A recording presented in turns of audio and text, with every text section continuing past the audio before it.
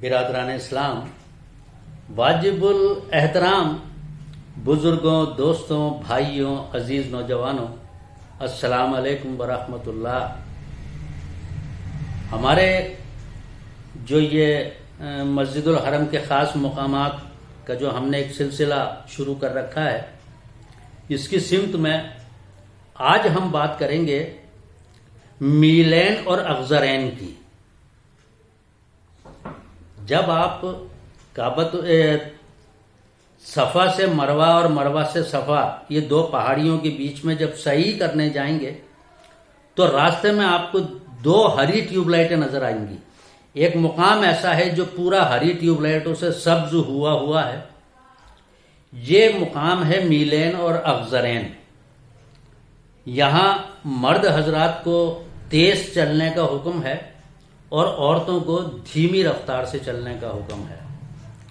یہ اس لیے ہے کہ ابراہیم علیہ السلام جب بی بی ہاجرہ اور اپنے دودھ منہ بچے اسماعیل علیہ السلام کو یہاں کعبۃ اللہ کی جگہ پر چھوڑ گئے تھے اللہ تعالیٰ کے حکم سے، اس وقت کعبۃ اللہ کی کوئی عمارت نہیں تھی، اس وقت مکہ مکرمہ کی کوئی بستی نہیں تھی، جنگل بیابان تھا۔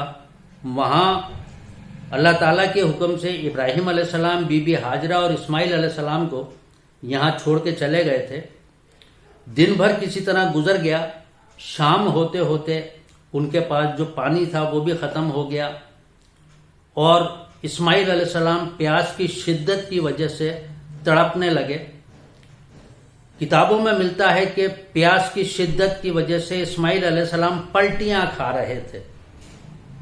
تب بی بی ہاجرہ پہلے صفا پہاڑی پر چڑھی کہ کہیں دیکھوں پانی مل جائے، کہیں پانی نظر نہیں آیا۔ وہ مروہ پہاڑی پر چڑھی، وہاں جا کے دیکھا، وہاں بھی ان کو پانی نظر نہیں آیا۔ اس بیچ میں جب صفا اور مروہ کے بیچ میں وہ چل رہی تھی تو یہ جو میلین اور اخضرین والا مقام ہے، جو یہ ہری ٹیوب لائٹوں والا مقام ہے، یہ تھوڑا نشیب میں ہے، تھوڑا ڈھال میں ہے۔ جب یہ اوپر رہتی تھی تو انہیں اسماعیل علیہ السلام نظر آتے تھے، لیکن جب یہ میلین اور اخضرین والی جگہ پر، یعنی یہ ہری ٹیوب لائٹوں والی جگہ پر جب وہ آتی تھی تو وہاں اسماعیل علیہ السلام نظر نہیں آتے تھے، تو وہ بے چین ہو جایا کرتی تھی اور تیزی سے دوڑتی تھی اس جگہ کو۔ وہ تڑپ، وہ دوڑ اللہ تعالیٰ نے ایسی قبول کی کہ تمام مرد حجاج کرام پر، مرد لوگوں پر یہ لازم کر دیا کہ وہ صفا اور مروہ کی سعی کرتے وقت اس میلین اور اخضرین والے مقام پر تیز رفتار سے چلیں گے۔ عورتیں اپنی نارمل چال سے جو چلتی ہیں اسی چال سے چلیں گی، مرد اپنی نارمل چال سے تیز چلیں گے۔ یہ کوئی میراتھن نہیں اور یہ دوڑنا نہیں ہے، ہمیں اپنی نارمل چال سے تیز چلنا ہے۔ اس مقام کی بڑی فضیلت ہے، بڑی امپورٹنٹ مقام ہے یہ، جس کے اوپر بی بی ہاجرہ دوڑی تھی اپنے بچے کی پیاس بجھانے کے لیے پانی کی تلاش میں۔ عام طور پر یہ دیکھا جاتا ہے کہ لوگ یہ کہتے ہیں کہ آج تو بڑی بھیڑ تھی، صفا مروہ کی سعی کرنے میں مزہ نہیں آیا، آج تو گرمی بہت تھی، آج تو اے سی صحیح کام نہیں کر رہے تھے۔